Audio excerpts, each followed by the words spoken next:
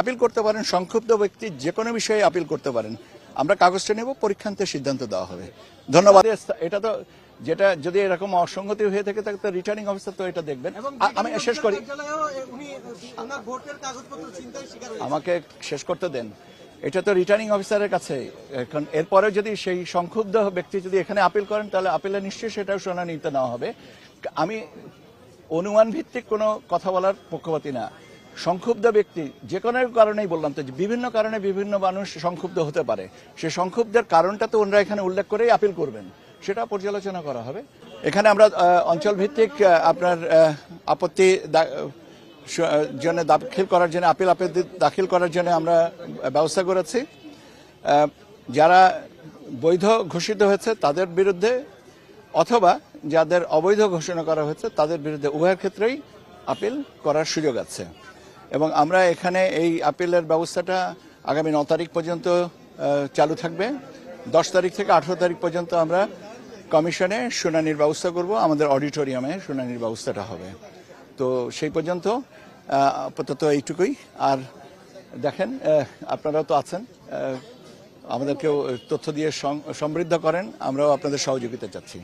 ধন্যবাদ। 3টার মধ্যে আলোচনায় আসেনি। মাননীয় প্রয়াত প্রধানমন্ত্রী ওনারটা যেহেতু ইনফ্যাকচুয়াস হয়েছে ওইটাকে নেওয়া হয়নি, সেই সূত্রে 726টা। গতকাল পর্যন্ত আমরা মনোনয়নপত্র দাখিলের শেষ দিন ছিল 29 তারিখ এবং বাছাইয়ের তারিখ ছিল গতকালকে পর্যন্ত।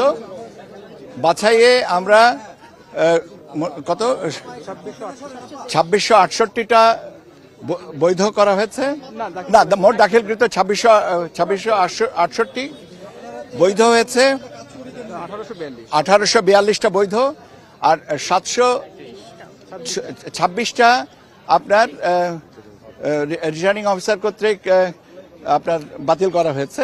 এটা তো পরের ব্যাপার। আজকে হচ্ছে আপিল নেওয়ার কথা। হলফনামা যেটা দিয়েছেন এটা তো প্রসেস অনুযায়ী বাছাইয়ের ক্ষেত্রেই তো এটা করা হয়েছে।